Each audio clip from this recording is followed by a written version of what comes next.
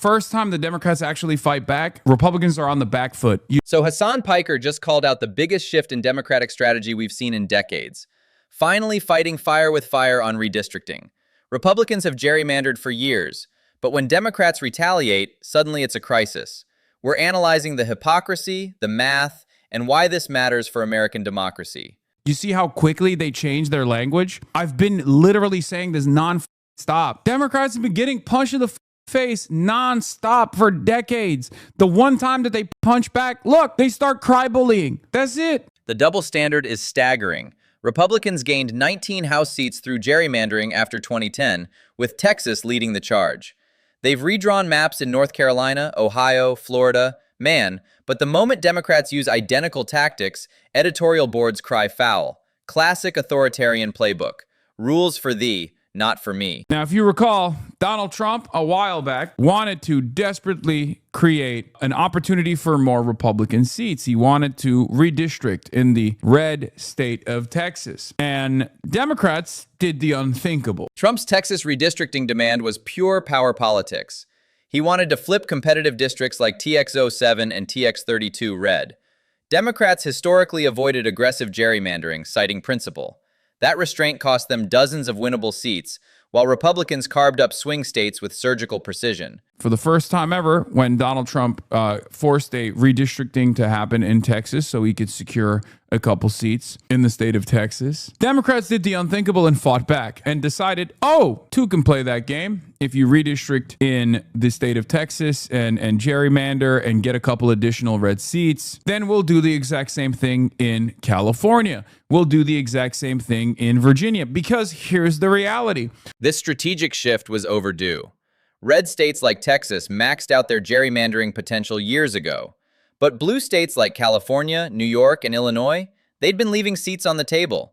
Democratic self-restraint was politically suicidal when facing an opponent who plays by no rules. And it turns out there's a lot more room for redistricting in blue states and even in purple states that could go blue. So it's not even a two can play that game style situation. It's a you should have never deployed this option. You should have never frustrated the Democrats into actually taking action, because that is never going to be good for you. The math is brutal for Republicans. California alone could create 8 to 10 additional Democratic seats. New York, another 6. Illinois, 3 to 4. Meanwhile, red states are tapped out. Texas, Florida, and Ohio already maximally gerrymandered. Democrats held back a nuclear weapon while Republicans threw stones. But once again, I'm telling you right now, the reason why Trump did this initially is because he thought Democrats are pussies and they won't actually respond in kind. And for the longest time, there were Democrats who did not want to respond in kind. So this connects to Trump's broader pattern of exploiting Democratic norm adherence. From Supreme Court theft to January 6th, he counted on Democrats playing by rules he'd already shredded. The redistricting fight proves when Democrats finally retaliate, Republicans immediately cry victim. Oh, you're going to redistrict Texas? Bet. Here's unlimited blue districts from the state of California. Boom, boom, boom, boom. Oh, you want to redistrict? We'll redistrict too. Oh, you get 4 seats? How about 10? How about 20? How about unlimited seats? How about we delete Republican districts altogether and turn them into blue districts permanently? The numbers are devastating. If Democrats fully weaponized redistricting in California, New York, Illinois, and Oregon, they could net 20 to 30 House seats. That's enough to overcome Republican gerrymandering nationwide and create a permanent Democratic advantage. Virginia was just the opening shot. We're currently only up 1-2. Estimated redistricting shift so far from John Cooper: Texas +5 Republicans, California +5 Democrats, Utah +1 Democrat, Missouri +1 Republican, North Carolina +1 Republican, Ohio +1 to +2 Republican, Virginia +4D. Net, roughly 1 to 2 Democrat seats nationally. Those redistricting numbers understate Democratic potential. Full retaliation would mean redrawing every blue state map for maximum partisan advantage. Exactly what Republicans did. Virginia's 4-seat swing proves the concept works. California and New York are the real prizes. So it would be awfully hypocritical of me to criticize the Democrats now when they are finally behaving like Republicans and playing politics like Republicans and not just doing policy like Republicans. Okay. Glad that this is finally taking place. They need to do more of this. You know, sometimes you have to fight back with the same methods that your enemy is using, especially if your enemy is trying to undermine democracy. Sometimes you have to fight back in a similar vein to preserve democracy, to preserve the democratic process. The preserve democracy by fighting dirty argument is crucial. When facing an authoritarian movement that breaks every norm, unilateral disarmament isn't principled. It's strategic suicide. Republicans spent decades rigging the game. Democratic restraint enabled their minority rule project. It is one of the most annoying things, like when Democrats finally do like a fraction of what the Republicans have been doing, and everyone's like, whoa, whoa, whoa, you're not supposed to do that. Them's not the rules. You're supposed to eat and die every election. What do you mean? Why are you not rolling over and taking it up the ass? It's literally Harlem Globetrotters versus the Washington Generals, man. Every time they're like, whoa, what are you doing? You're not supposed to dunk. You're not allowed to take 3-point shots. You're supposed to lose every time. It's unbelievable. That Globetrotters analogy nails the media's role perfectly. For years, pundits demanded Democrats lose gracefully while Republicans cheated openly. The moment Democrats fight back, suddenly everyone's concerned about norms. It exposes how the entire system was rigged to protect Republican advantage. Washington Post editorial board was fine with the Republicans gerrymandering in Texas, but when Democrats responded in Virginia, it's a power grab that plunges America deeper into gerrymandering abyss. The Texas gerrymander freakout. What's happening in the Lone Star State is not a threat to democracy.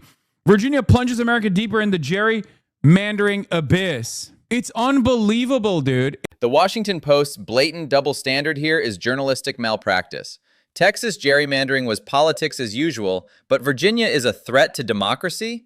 This is exactly how mainstream media normalized Republican authoritarianism while demanding democratic restraint for decades. I've said Republicans are fascist throughout my entire career, but now they're like fully leaning into the fascism. They're like openly demonstrating the power that they have, no matter how undemocratic it is. Okay. As a matter of fact, they like that it's undemocratic. They see that as a flex. I understand why journalists want to show nonpartisan objectivity by drawing parallels between the parties and finding space in the middle, but the parties simply differ here. The asymmetry argument is undeniable.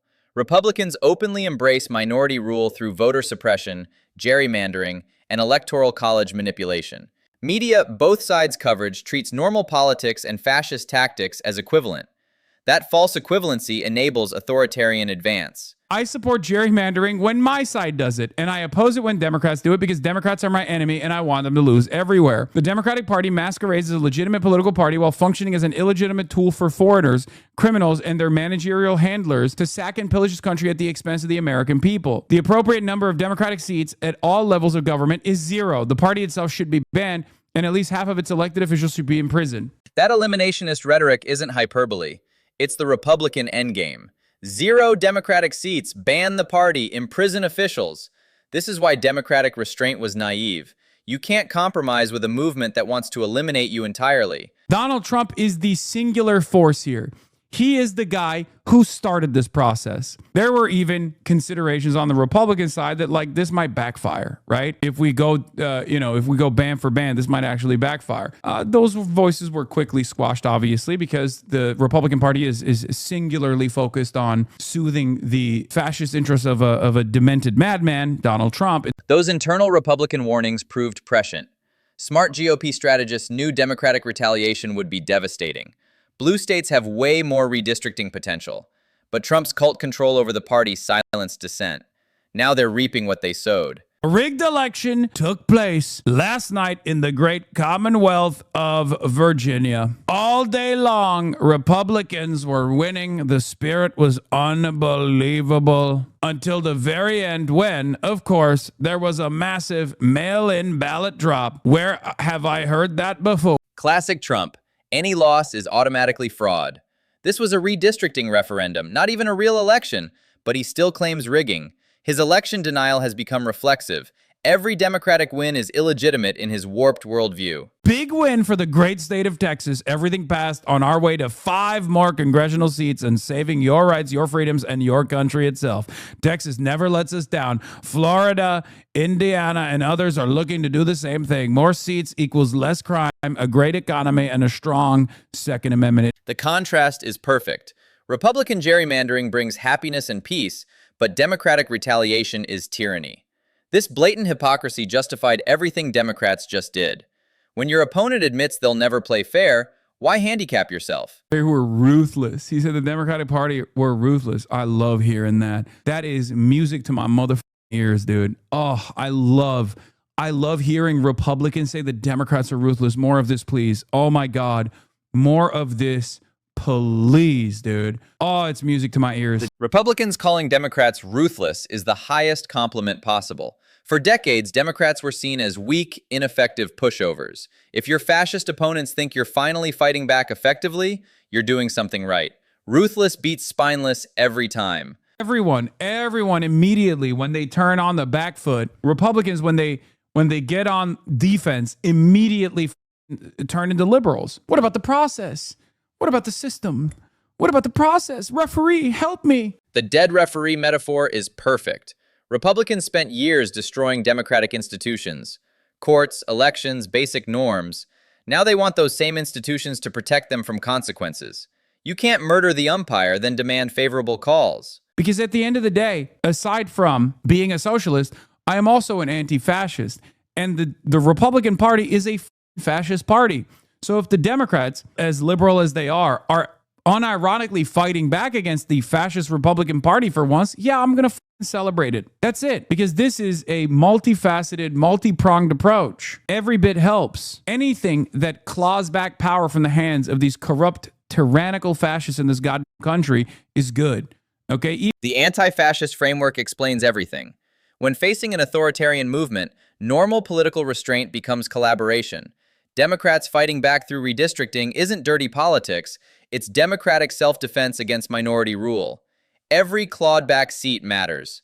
Democrats, given the opportunity, will always secure defeat from the jaws of victory. Make no mistake. But when they're doing the right thing, we got to celebrate it. We got to urge them to do more of it. Okay? The lesson is clear. Positive reinforcement works. Democrats respond to encouragement, not endless criticism.